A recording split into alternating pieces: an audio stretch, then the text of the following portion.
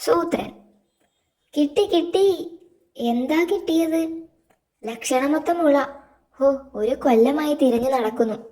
ഞങ്ങളൊക്കെ ഭക്ഷണമൊത്താല ഇതുപോലെ തുള്ളിച്ചാടുന്നത്. ഓടക്കുഴൽ എന്ന് കേട്ടിട്ടുണ്ടോ? ഊതിയാൽ ശബ്ദം വരുന്ന കുഴല.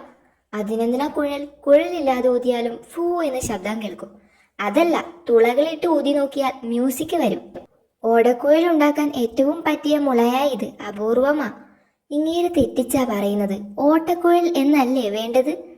മുറിക്കാനും തുളയ്ക്കാനും എലിക്കുഞ്ഞ് വേണം. ഇവിടെ കിട്ടുമോ? ലക്ഷണമൊത്ത എലിക്കുഞ്ഞാണോ?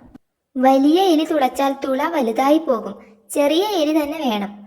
ആവശ്യമുള്ള നീളത്തിൽ ഇത് മുറിച്ചെടുക്കാനും എലിക്കുഞ്ഞ് വേണം. കേട്ടിട്ട് തമാശയുള്ള പരിപാടിയാ. താനൊന്ന് പോയി നോക്ക്. ലക്ഷണമൊത്ത രണ്ട് എലിക്കുഞ്ഞുങ്ങളെ ഒത്തുകിട്ടി. ഇരട്ടകളാ. രണ്ടുപേരോ? നന്നായി. ഒരാൾ മുള മുറിക്കട്ടെ, രണ്ടാമൻ തുളക്കട്ടെ.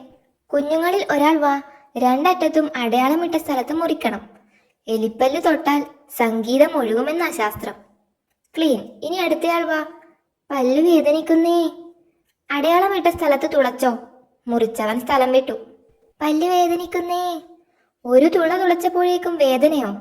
കുഞ്ഞല്ലേ, ഒന്ന് റെസ്റ്റ് എടുത്തിട്ട് വരട്ടെ. ദാ തിരിച്ചു വരുന്നുണ്ട്. അറിയാമല്ലോ, അടയാളം ഇട്ടിട്ടുണ്ട്. തുടങ്ങിക്കോ. ഇനി പണി തീർത്തിട്ട് പോയാൽ മതി. സമയം പിടിക്കും, നമുക്ക് റെസ്റ്റ് എടുക്കാം. ലക്ഷണമൊത്ത മുള തുളയ്ക്കുന്നത് തന്നെ സംഗീതാത്മകമാ. അയ്യോ, ലക്ഷണമൊത്ത മുള പോയേ. തുളയ്ക്കുന്നവൻ പോയിട്ട് വന്നത് മുറിക്കുന്നവനാ. പല്ല് വേദനിക്കുന്നേ.